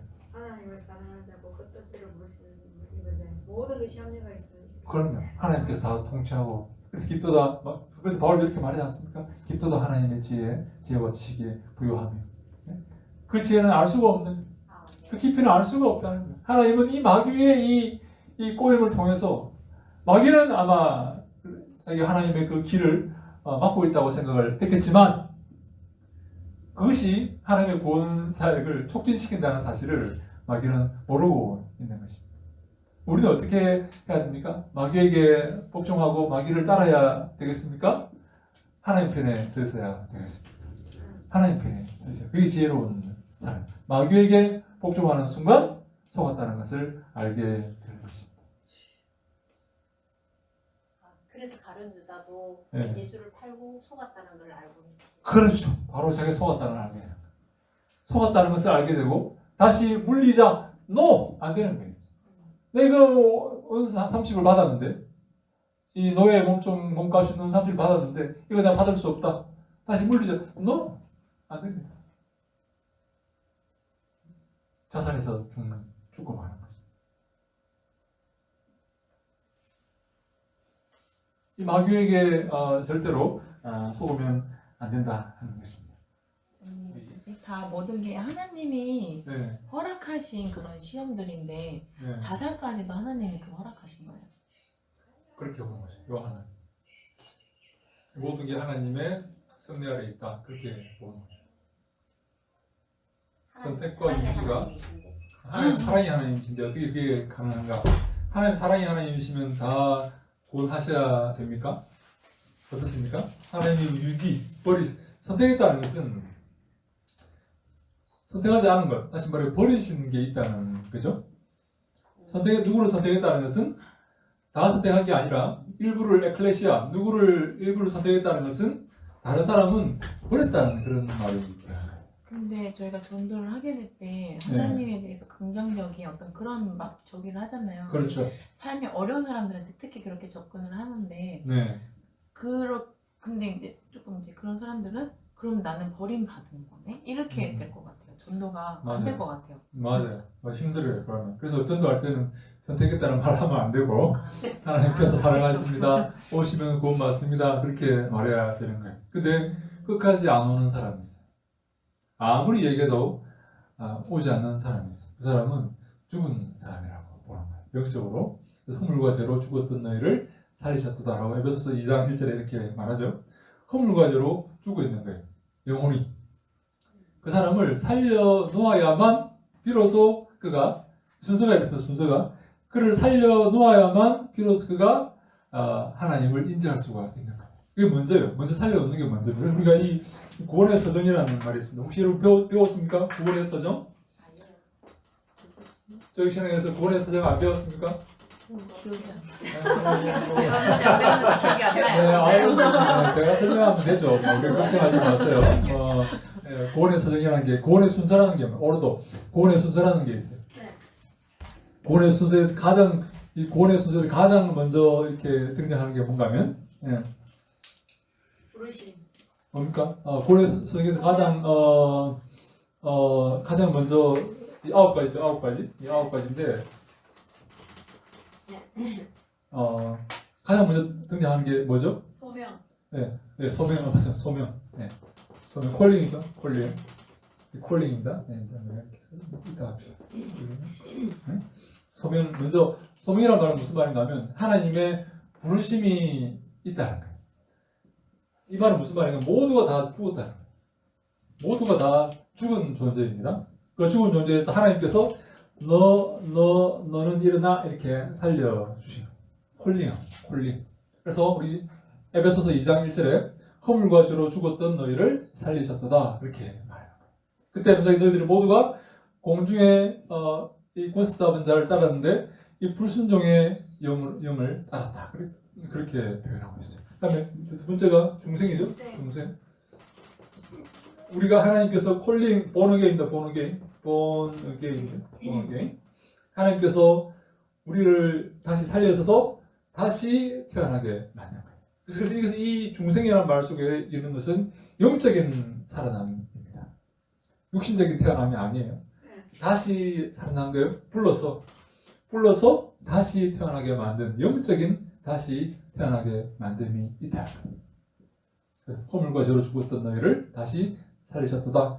너희는 다 그때 살아있어요. 사실 불순종의 영을 따르는 그런 존재였는데 이것을 성경에서 영적으로 죽었다라고 표현을 합니다. 죽은 자를 다시 살린 거예요. 다음에 뭡니까? 회심. Repentance. 다시 우리가 살려 놓았어요. 이제 살았어요. 이제 영적으로 살았어요. 회심해서 중생하는 게 아니라 중생했기 때문에 회심하는 거예요. 이해되세요? 이게?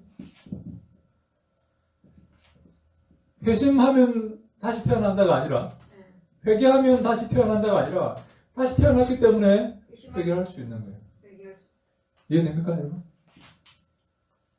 다시 태어났기 때문에 내가 다시 태어났기 때문에 내가 죄인이구나. 예수라는 존재가 계시네.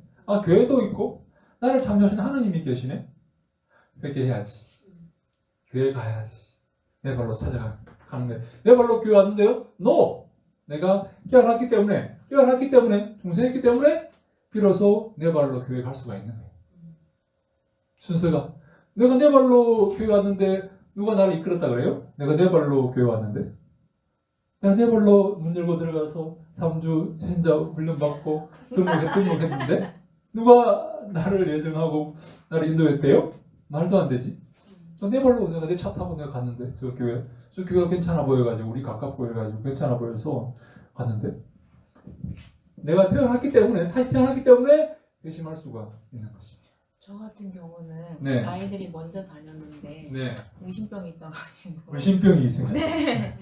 이제 1년 뒤에 이제 애들이 좀 이렇게 말하면은 애들 말만 듣고 확인하러 가고 약간 이랬단 말이에요. 네. 예를 들어서 뭐 이렇게 좀 안 좋은 소리를 듣고 그것도 제가 먼저 부르심을 받은 거예요. 그렇죠. 네, 그럼요. 이 콜링이 있어야만 다시 태어날 수 있고 다시 태어나야만 내가 회개할 수가 있어. 그러니까 우리가 환경에서 내가 아이들 통해서 뭐 전도받았다 그게 아니라 네. 하나님 편에서 집사님을 콜링하고 네. 이게 부르신 거예요. 그런 방법으로 저를. 그렇죠. 그렇지. 그렇게 볼 수가 하나님의 있는 거예요. 부르심 네. 측면으로 의심 그 의심이라는 것도 사실 정확하게 뭔지 모르겠지만 그러니까 하여간 뭐 애를 조금 안 좋게 이렇게 선생님들이 했다는 소리를 듣고 아, 네, 이제 그- 참 그 의심도 사실 하나님의 부르심일 수가 있어요. 네. 맞아.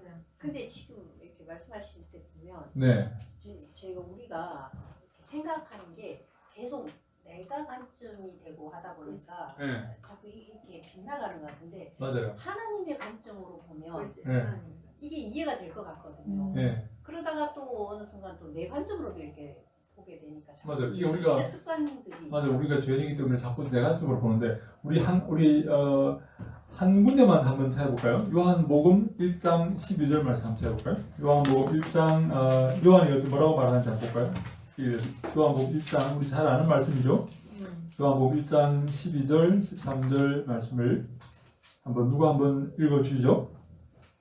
영접하는 자, 곧 그 이름을 믿는 자들에게는 하나님의 자녀가 되는 권세를 주셨으니 13절까지요. 이는 혈통으로나 육정으로나 사람의 뜻으로 나지 아니하고 오직 하나님께로부터 난 자들이니라. 아멘. 영접하는 자. 그 다음에 뭐가 나냐면 여러분 그 신앙이 나옵니다. 이게 신앙이 나옵니다. 신앙. 그죠? 신앙이 여기서 나오는 거예요. 다시 말해 이제 이게 believing이죠, believe. 이제 다시 말해 여기서 회심하고 여기서 믿게 되는 거예요. 믿게 되는 거예요. 소위 말해서 네, 예수 믿을게요. 네, 예수님께서 주인이시군요. 예수님 믿겠습니다. 고백하십시오. 신앙 고백하십시오. 네, 고백하겠습니다. 그때 내가 여기서 구원받는 게 아니고 구원이라는 것은 이미 여기서 시작된 거예요. 그래서 요한이 이렇게 말합니다. 영접하는데 그 이름을 믿는 자들에게 영접하고 믿는 자들에게 하나님의 자녀가 되는 권세를 주셨다고 이렇게 말하는 것처럼 보이지만 13절에 그는 하나님께로부터 난 자들이야. 아멘. 하나님 콜링에서 다시 태어난 자들이라는 거예요. 이미 그 사람은 여기서 믿는 게 아니라 여기서 구원받는 게 아니라 이미 하나님께로부터 다시 콜링 받아가지고 다시 태어난 자들이다 라고 말합니다. 13절하고 연결해가 13절이 어떻게 보면 더 전제가 된 거죠. 그렇죠. 더 근원적인 그런 진리를 말하고 있는 거예요. 우리가 전도할 때는 이렇게 말할 수밖에 없어요. 믿으세요. 영접하세요. 구원받습니다. 이렇게 말할 수밖에 없죠. 그죠? 근데 이렇게 말하는 게 틀린 것도 아니에요. 이렇게 말해야 됩니다. 그죠? 당신이 예정되었는지 안 되는지 한번 확인해 봅시다. 이게 이렇게 말하면 안 되는 거예요. 그렇게 말하면. 그죠? 하나님이 소명하셨는지 안 했는지 확인해 봅시다. 이게 안 되는 거예요. 믿으세요. 예수님 영접하세요. 영접하세요. 그러면 하나님의 자녀가 되는 권세를 주십니다. 라고 해서 영접을 하는데 그래서 자기가 믿어가지고 영접한 것처럼 생각하고 있었는데 한참 있다 보니까 기독교 진리를 깨닫다 보니까 하나님이 자기를 불러주셔서 비로소 신앙을 믿음을 갖게 되었다는 것을 알게 되는 것입니다. 후에 알게 되는 거예요. 여러분 그 어린아이가 자기가 태어났다는 자기의 존재가 있다는 사실을 언제 알게 됩니까, 여러분? 태어나고 한참 있다가 알게 되는 거예요. 태어나고 한참 있다가 지식이 이제 근데 애는 언제 태어났습니까? 벌써 오래전에 태어났어요. 태어나가지고 이제 이렇게 하고 있고 뭐 보니까 뭐도 있고 이제 엄마 이 사람도 있고 이상 이렇게 했는데 이 사람이 엄마구나 하는 것을 알게 되는 것은 나중에 차후의 일이다. 그러면 이게 요한복음 1장 12, 13절을 네. 그러니까 이제 문학적으로 쓰다 보니 이렇게 썼는데 순서적으로 보면 13절이 먼저네. 그렇죠. 먼저죠. 앞에 걸 뒤에서 설명해주고 있는. 그렇죠. 설명해주고 있는 거예요. 이는 그렇죠. 네. 이렇게 보이지만 이렇게 말하지만 이렇게 말할 수밖에 없어요.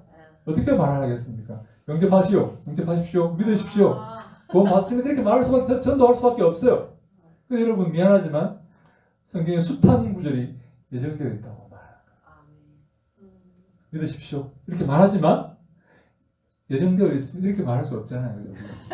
당신 예정되어 있는 안 믿는 거 보면 예정 안 되는 것 같아요. 이렇게 말할 수 없는 부분이죠. 네. 그러니까 제자 훈련할 때 네. 그 성경 공부할 때 영접하는 자 곧 그 이름을 믿는 자들 이거 설명할 때 네. 이게 구원의 서정 또 예정문 장목에서 말한 이걸 이렇게 13절 연결해서 이렇게 설명하면 되겠네요. 그렇죠. 바로 그렇게 설명해야 정확하게 설명이 됩니다. 그러네. 안 그러면 이것만 가지고 하면 그러면 내가 자기가 영접한 거 것처럼. 꼭 그렇게 자기가 보이는데 선택한 것처럼. 그럼요. 이 12절만 놓고 보면 내게 결정권이 있다고 이렇게 보이는 거예요. 그렇습니까? 내한테 결정권이 있습니까? 없습니다. No. 그럼 깊이 생각해 보면 없어요. 미안하지만 성경 전체를 읽어보면 전체를 바라보면 바울은 심지어 창세전에 이미 이 예정이 끝났다고 말해요. 창세전에. 근데 교수님 그러면 교회 안에서도 그러니까 그러면 소명이 있었던 거잖아요. 교회 다니는 사람들은 하나님 부르심 있는 거잖아요. 네. 그러면. 네. 근데 그 사람들이 다 영접했는지 정확히 그거는 모르는 거잖아요. 뭐, 그러면 뭐 어디까지 뭐 그렇게 되는 거예요? 그럼 그러니까 이 사람들이 그러면 끝까지 안 믿을 수도 있는 거잖아요. 그렇죠. 그러면 부르심이라고 하기에는 부르심을 누가 받았는지 미안하지만 잘 몰라요. 끝까지 나중에 알 수 있는 거예요. 그 사람이 소명 받았는지 안 받았는지 미안하지만 잘 모릅니다. 받은 것처럼 보이지만 중생한 것처럼 보이지만 아닐 수도 있습니다. 잘 몰라요.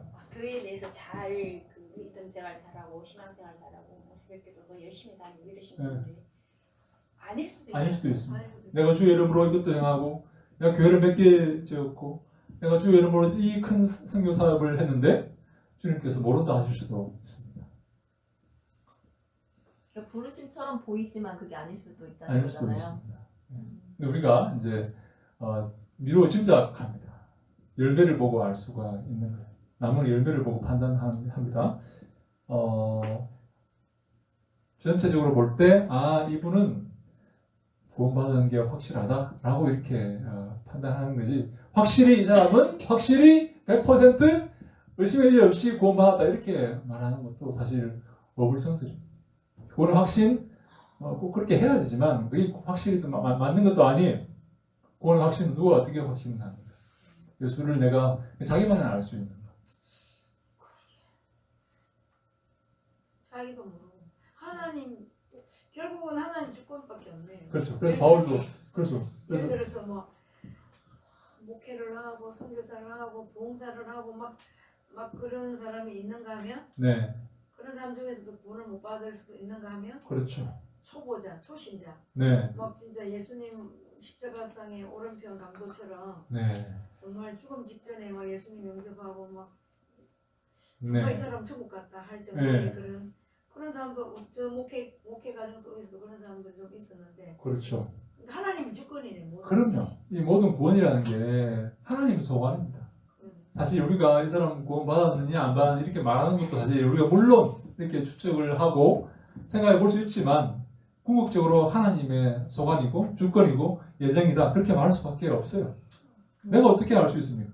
교수님, 천국의 상급이 네. 차등에 따라, 그러니까 차등이란 표현이 좀 그런데 높낮 뭐라고 얘기해야 되지? 뭐 그게 계급이 뭐 상급이 있다고 상급이. 생각하세요? 아니면은 오케이 우리 집사님 어떻게 생각하세요? 계급 있다고 생각하세요? 아니면 구원이면 다 오케이다. 구원이면 그냥 똑같다. 천국에 어떻게 그런 레벨이 있을 수 있냐? 천국에 차별이 있을 수 있냐? 천국은 정말 화평과 평화와 기쁨이 넘치는 곳인데 거기서 차별이 있단 말인가? 그렇게 생각하세요? 어떻게 생각하세요?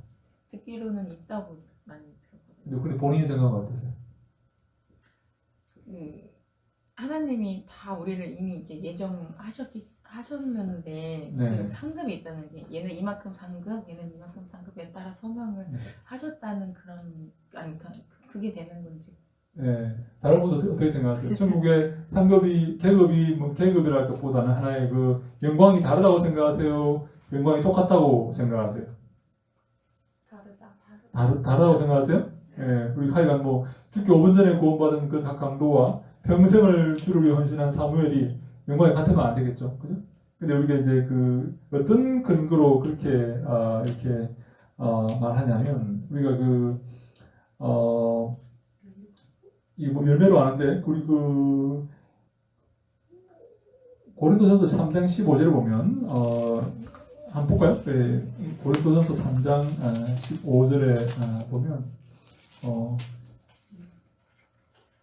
3장 12절부터 15절까지 3장 12절부터 15절까지 한번 같이 한번 읽어볼까요? 이 고린도전서 3장 12절로 15절까지 함께 읽습니다. 시작. 만일 누구든지 금이나 은이나 보석이나 나무나 풀이나 10% 이 털 위에 세우면 각 사람의 공덕이 나타날 터인데 그날이 공덕을 밝히리니 이는 불로 나타내고 그 불이 각 사람의 공덕이 어떠한 것을 시험할 것이니라. 만일 누구든지 그를 위해 세운 공덕이 그대로 있으면 상을 받고 누구든지 그 공덕이 불타면 해를 받으리니 그러나 자신은 구원을 받되 불 가운데서 받은 것 같으리라. 아멘. 어떤 사람의 공적은 불로 태워도 그대로 남아 있어서 뭘 받고요? 상을 받고 상 받는 사람이 있어요. 분명히 있는데 또 어떤 사람의 공적은 불타면 해를 받는데 그 사람은 구원을 받죠. 근데 불 가운데서 받은 것 같으리라. 이 불 가운데서 받는다는 것은 초라하게 다 타버리고 나무나 짚으로 이런 걸로 공적을 세웠어요. 이런 걸로 인생을 살았어요. 나무나 짚으로 인생을 살았던 그 사람은 불로 시험을 하면 다 타버린다. 그래서 구원은 받기는 받는데 이 사람이 지옥에 떨어진다는 말이 아니라 구원은 받기는 받는데 겨우 받는다는 거예요. 겨우.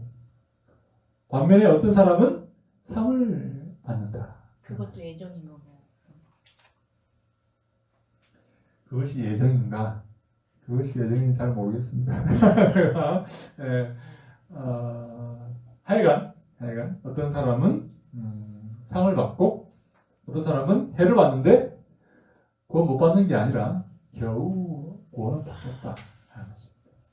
뭘로 공직을 세웠기 때문에, 뭘로 집을 지었기 때문에, 나무나 풀 같은 걸로 집을 세웠기 때문에 겨우 구원은 받겠지만 불 가운데서 받는 것처럼 그렇게 겨우 받겠다.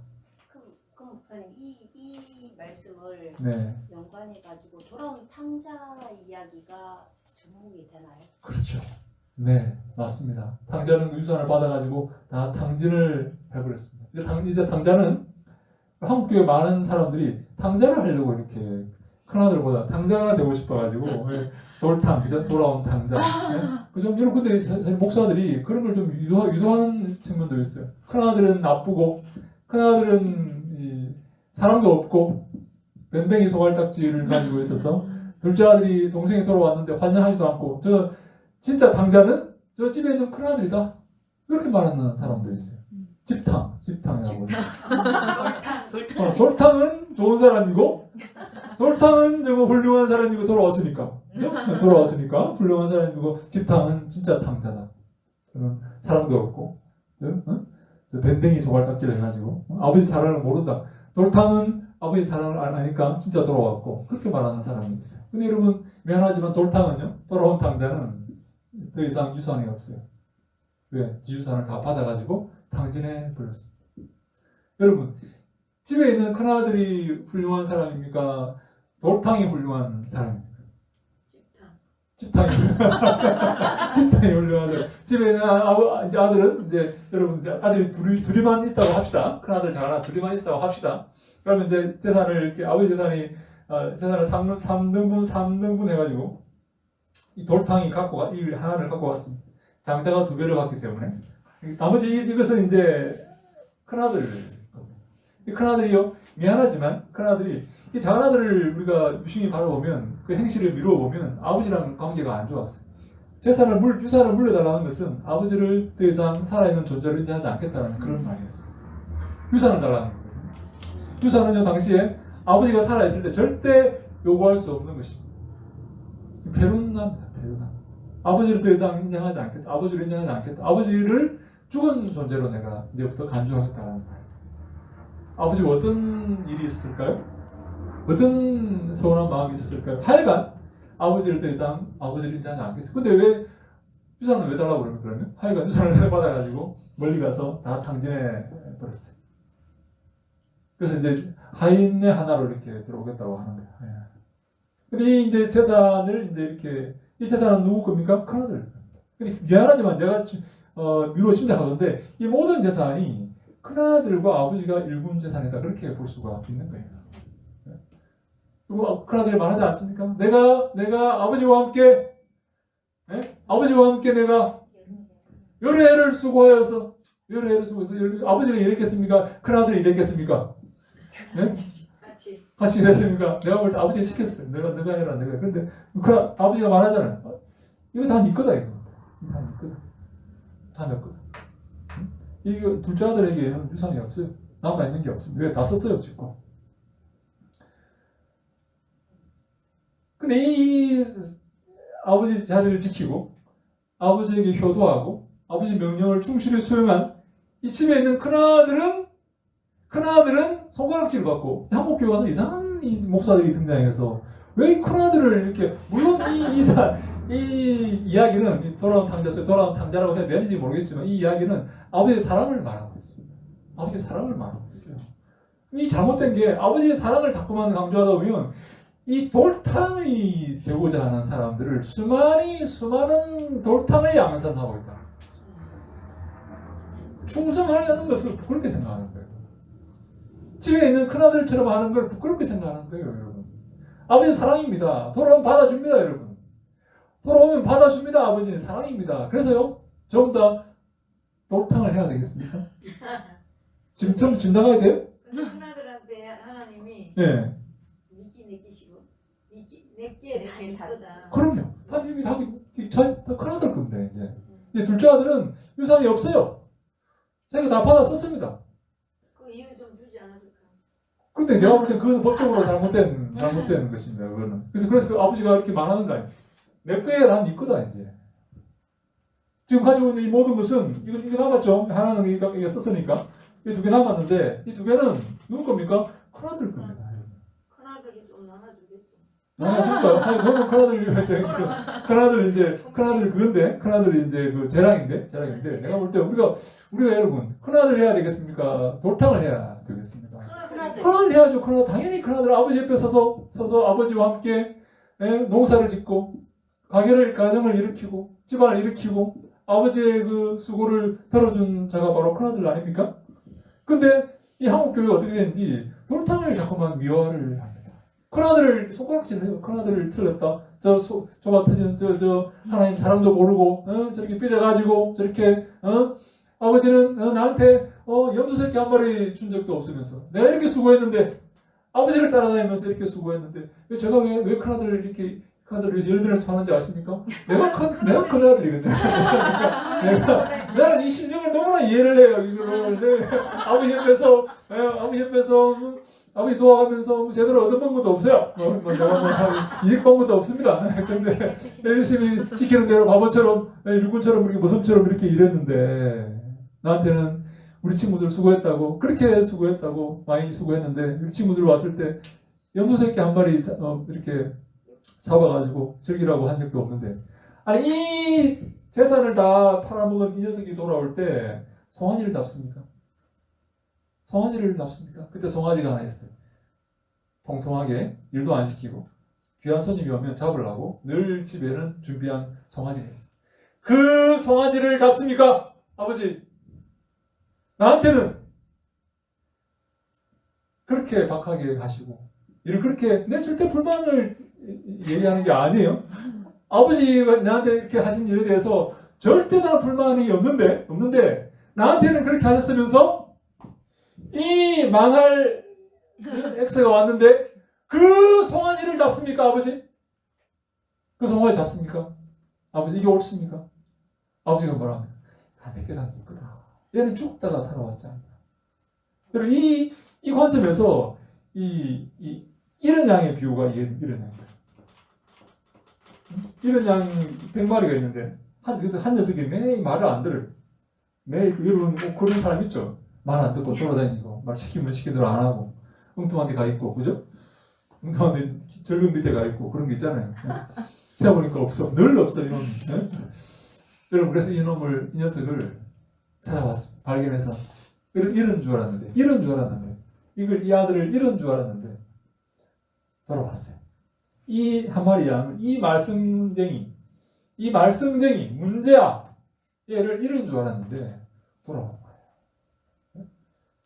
그럼 99마리가 기뻐하는 것보다 이 한 마리로 인해서 더 기뻐한다는 말을 이해하시겠습니까? 여러분 99마리에 속해야 됩니까?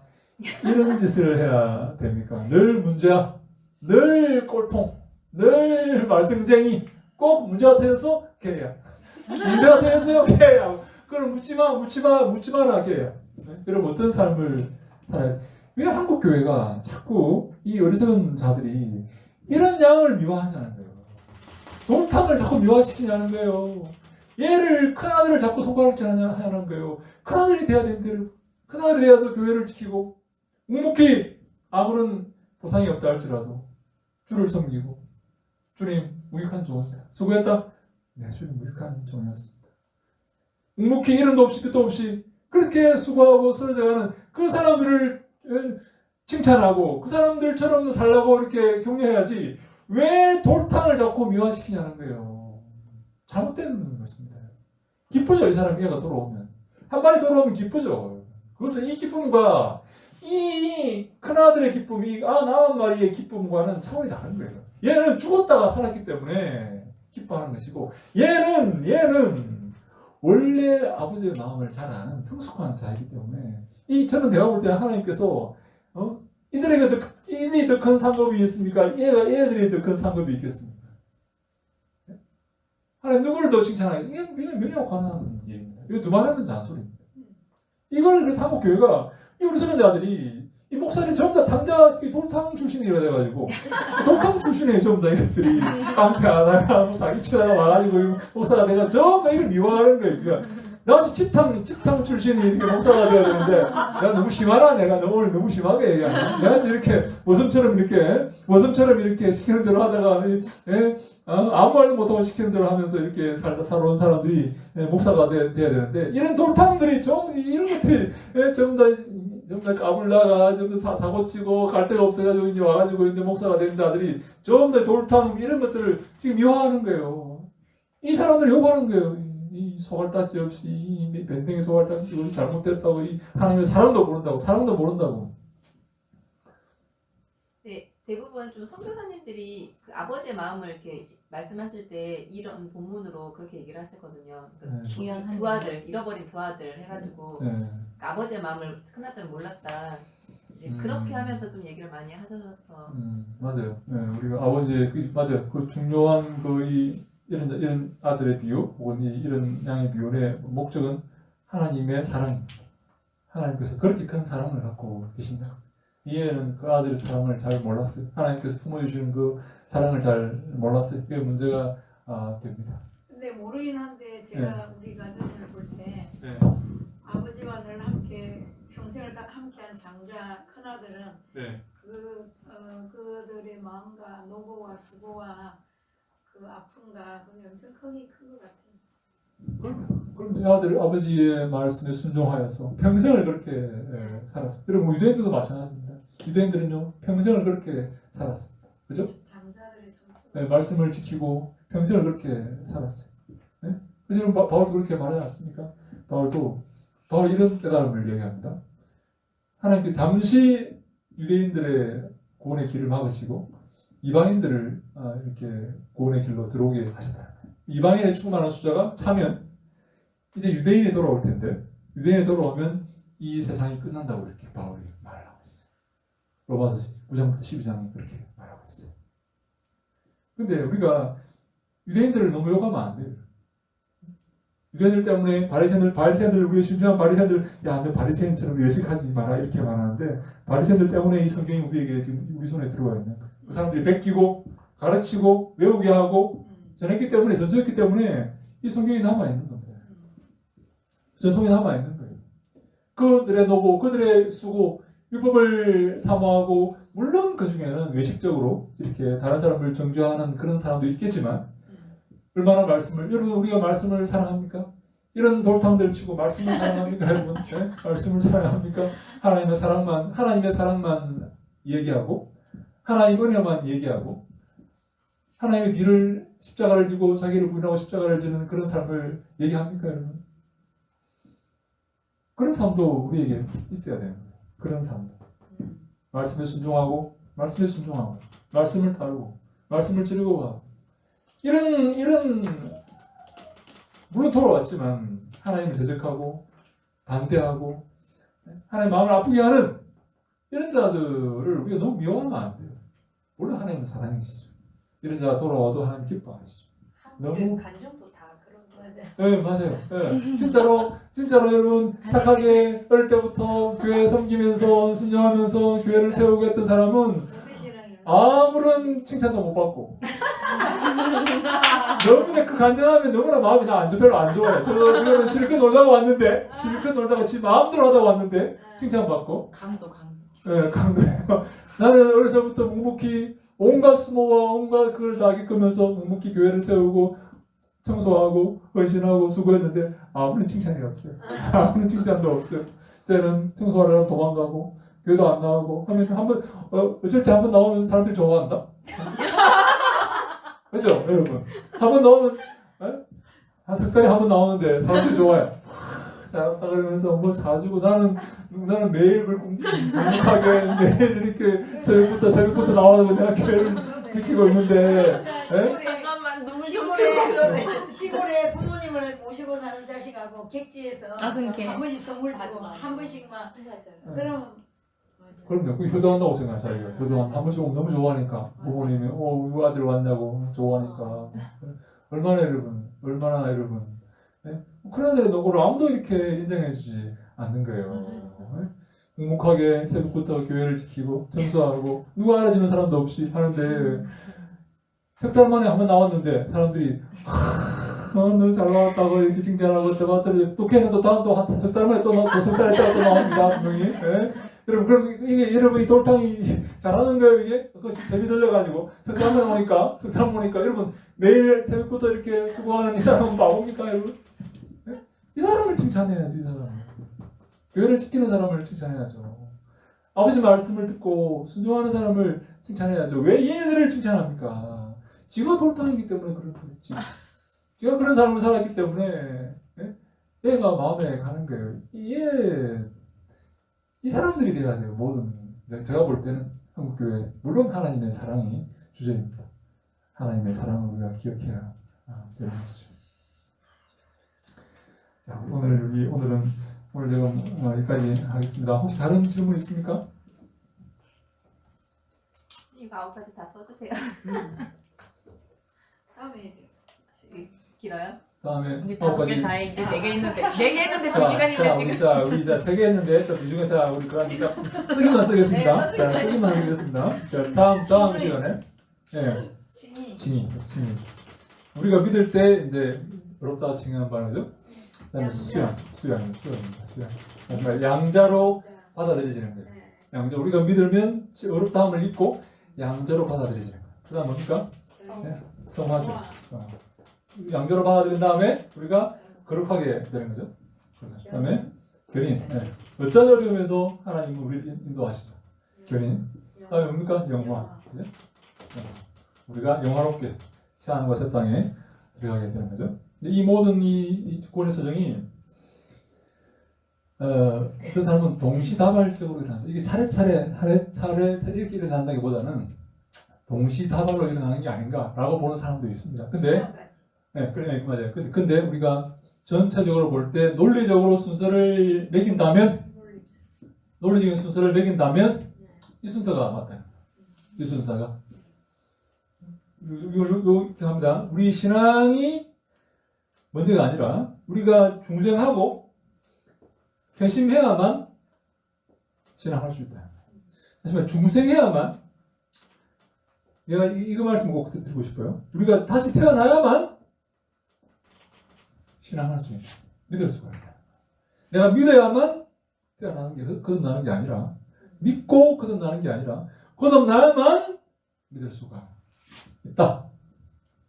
그러니까 소명하고 중생까지는 전적인 하나님이 그렇죠. 전적인 전적인 하나님. 하나님께서 하신 거고 그렇죠.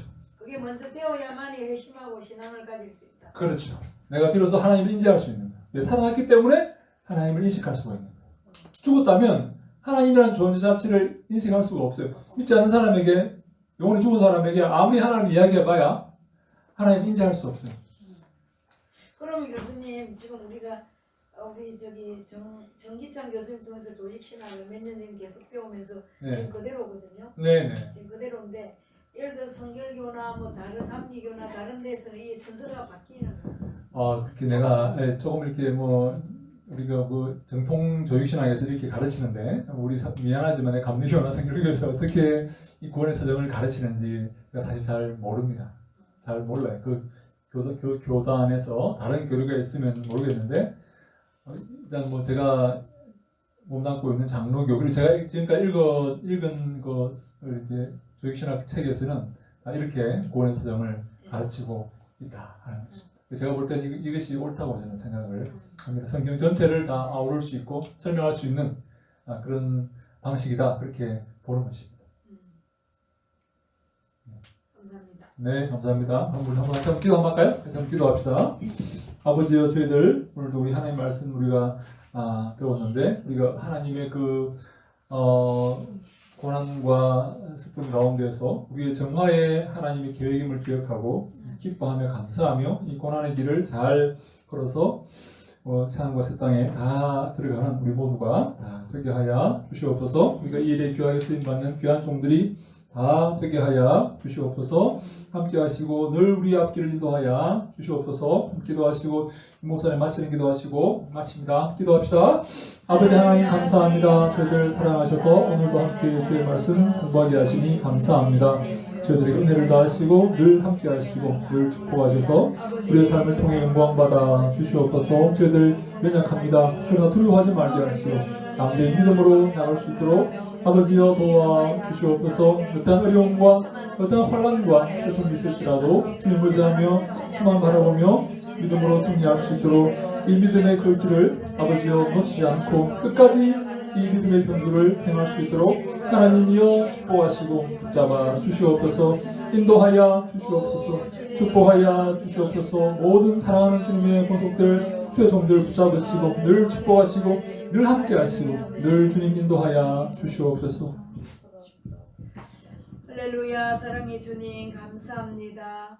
아버지 오늘 3교시 우리 요한계시록 공부를 하면서 참으로 새로운 것을 새로운 관점으로 귀한 교수님을 통하여 듣게 하시고 알게 하시니 감사합니다. 아멘. 다시 한 번 더 요한계시록 예전에 우리가 배웠던 예전에 우리가 아버지 들었던 아버지 그 계시록의 관점이 아니라 참으로 참 바르게 관점을 알게 하시고 참 하나님의 사랑을 알게 하심을 진심으로 감사를 드립니다. 아멘. 계시록의 관점을 알게 하시고 우리가 어떻게 계시록을 보고 해석하며 또한 이해하고 또 은혜를 받아야 될지 다시 한 번 더 알게 하심을 감사합니다. 또한 아멘. 아버지 구원의 서정에 대해서 오늘 귀한 공부를 통하여 다시 한 번 더 하나님의 통치와 하나님의 주권을 아버지 하나님의 예정을 다시 한 번 더 아버지 알게 하시고 그 은혜를 깨닫게 하시니 감사합니다. 아멘. 모든 것이 하나님의 은혜요 모든 것이 하나님의